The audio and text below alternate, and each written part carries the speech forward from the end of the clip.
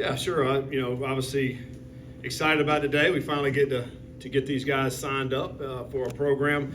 We've been recruiting these guys for a long time, and finally, officially, we can sign them and talk about these players. But 19 total signees, 9 on offense, 10 on defense. 7 guys from the state of Ohio or Indiana, right close by. And then I think probably as you think about this class, probably the biggest thing that we went out after was size. I think this class, when you think about 8 offensive and defensive linemen, 4 and 4 on each side of the ball. I think we had 12 players that are 6'3" or better. Going to look more like Big 12 type players when you think about length and size. And these guys will obviously get into the program. They will fill out. A bunch of them will be here in January. In at least 6 months we'll go through to be able to change their bodies in order to prepare to play next fall. As you think about last year's class, we had so many guys that ended up playing last year. Was over 900 snaps out of freshmen. So we will be counting on some of these guys to come in here and help us next year and help us play. And I think this is the model that we want to do. What you think about signing roughly 20 high school players every year, and then getting into the portal, which will start next week, and you're getting 12 to 14 where you're filling in some gaps. So I think that's a good formula to go about year after year to help stabilize the team, but also bring in some really good players. And I think right now also is recruiting high school players. That's what today is, but we're also recruiting our own team right now. As you're trying to get these guys back, the core guys come back off our team, and then signing this is great today and exciting today. But then next week we open up the portal, and we'll be adding guys in next week as well. So it's a busy time for us right now, but a very exciting time as well. Open up with questions. You talk about guys being able to come in and help right away, but on the offensive and defensive lines, do you have to understand that those guys probably, and maybe a defensive lineman or two, but those guys are probably going to be more developmental long term? Yeah, usually linemen when they come in. I think these groups, when there's 8 guys here that do have great length and great size. Now, if they come in January, we've had some guys that come in January, they go through 15 practices that also go through the winter program and the summer program that end up putting on. We've had guys in the past put on 40 pounds within that 6 or 7 months, and now they're able to help you in the fall. So, I don't really want to rule out any of these guys that will not be able to play for us this fall. They may, but usually, to your point, as you look at offensive linemen, usually they take a little bit more time to develop. Sometimes your defensive lineman can get you some minutes in there, particularly if they do have size. If they're close to 300 pounds, they can get in there and get you, even if it's 8 to 10 plays a game, that's going to help you get some bigger beef in there and help rest some of the other guys as well as you go through the season. You mentioned re-recruiting your own team as well. What are those conversations like, especially after coming off a 3-9 season and then 5-7 the following year? Yeah, some of them wasn't here at 3-9. So, but obviously this past season, I think the majority, everybody that we've been talking to, they want to be back. They want to come back. Obviously we got some guys that have a chance and opportunity to go at the next level, and they're going to weigh that and they're going to look at that and see. And but the conversations have been going really, really good, and I think we should have some clarity in that over the next week. Obviously when you finish the season, Saturday, and obviously you're trying to play for a bowl opportunity, you don't get that. You need a few days to let all this process, and it's a bit overwhelming, I think, right when the season ends. But I do think we'll get some clarity here over the next week. But we certainly have had a lot of conversations with the majority of our team. Very, very positive, we feel, coming out of all these meetings here over these last 2 days. You mentioned the 900 snaps for freshmen. How much of a selling point is that to this class when you say it's not just talk that we tell you that you're going to come in and have a chance to play? We actually are using guys. Yeah, we've done it. I think one of the big things is the guys that are coming in early.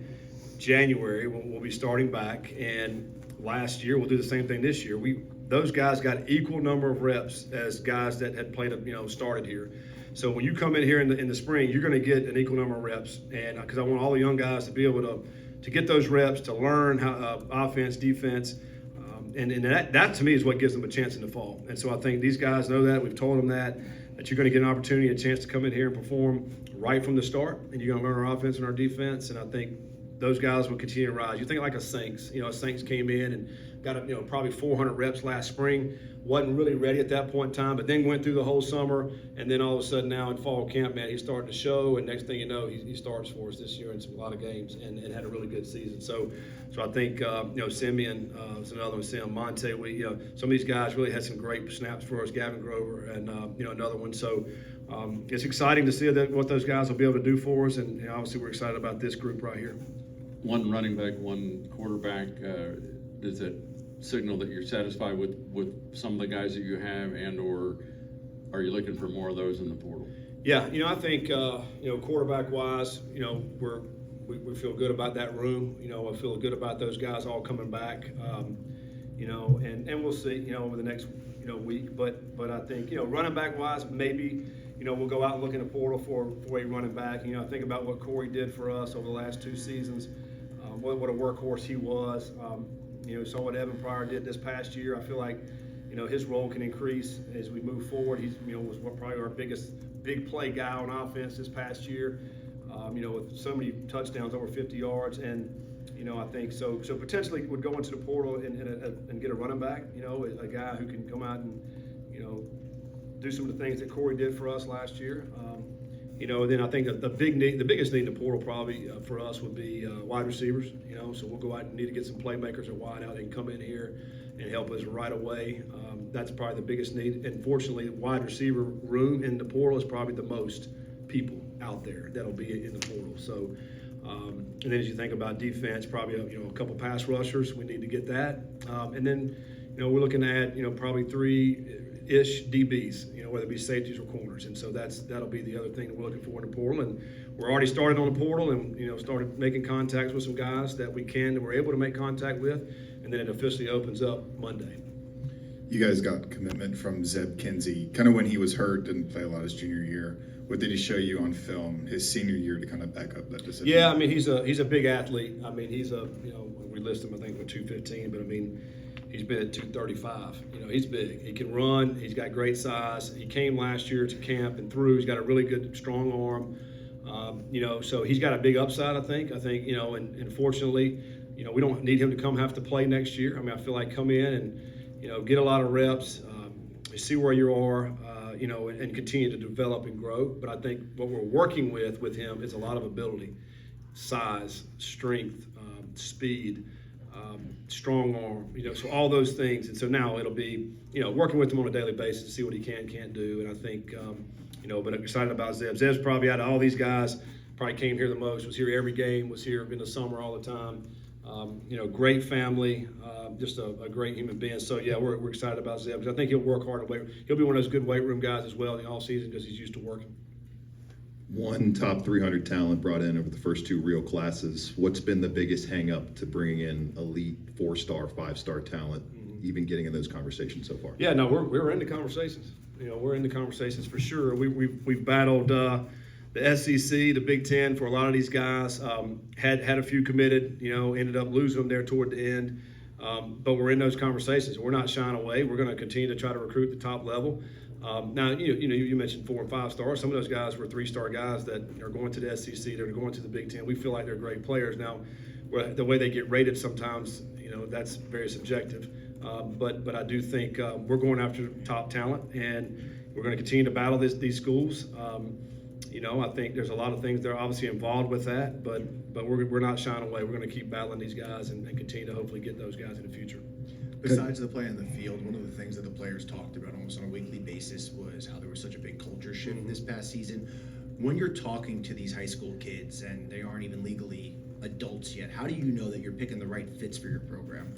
Yeah, I just think over time, and we talk to them all the time, and we've been recruiting for, some of them a year. I think you get to know them, you get to know their families, you get to know, if you're talking to them that much, you get to find out how they are really. It's not like when you talk to them one time every 3 months, they can put up a good face. But if it's every week and 2 or 3 times a week, you really get a feel for them. And so we got a great feel for these guys. We feel like they're the kind of guys we want in the locker room, character-wise, but also have good ability on the field. So we felt we did a really good job last year with all of those freshmen that we brought in, and we feel like the same now. Obviously, When they get here, we'll know more, and I think a lot of these guys will be here in January. That's the fun thing, because I think we'll get to go through spring practice with them.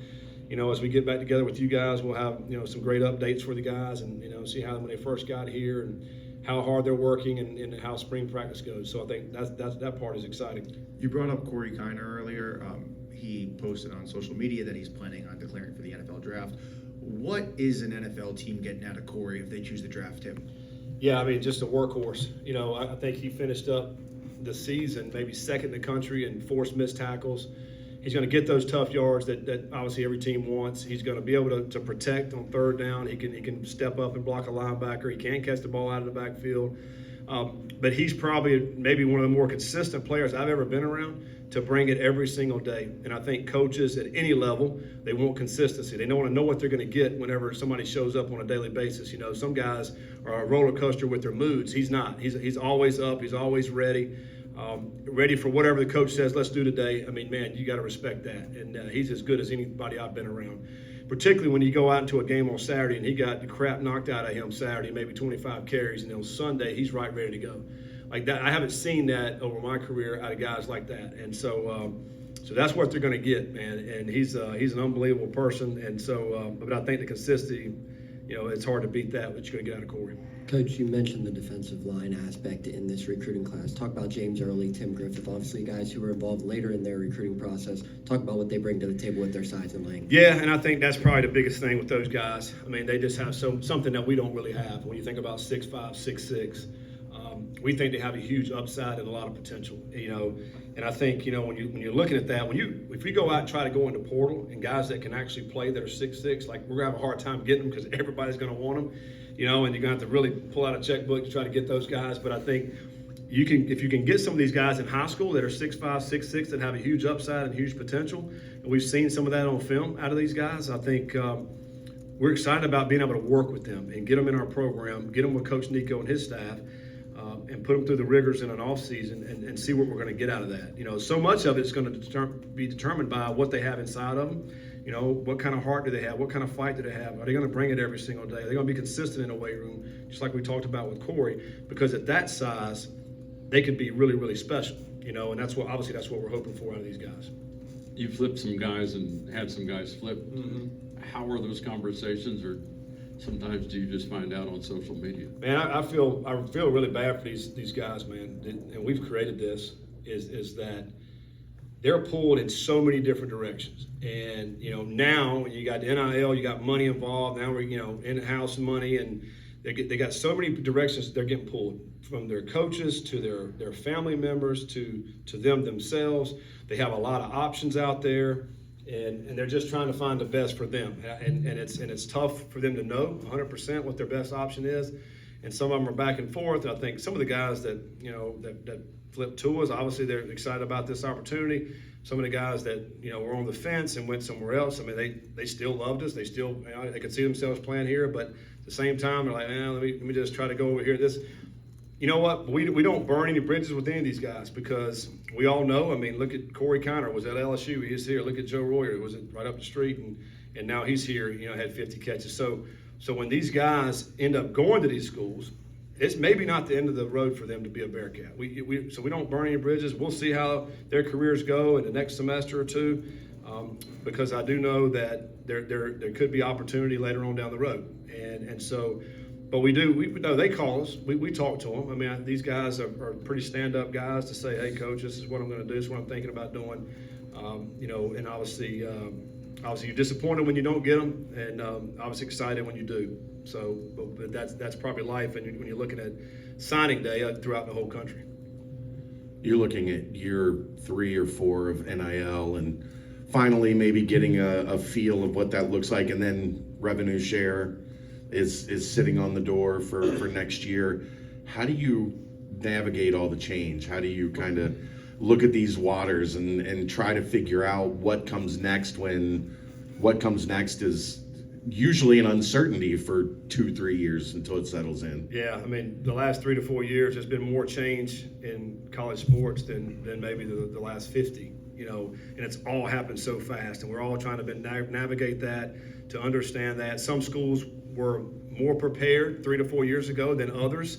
But I do think as we head to this house case that will pass probably this spring, and now everything's going to come in-house, that will normalize a lot of this, and then it's going to be up to the athletic departments to figure out, how much money they're going to give each sport. And, but once that kind of hits, it'll normalize. But I still think that's going to take a couple of years before that happens.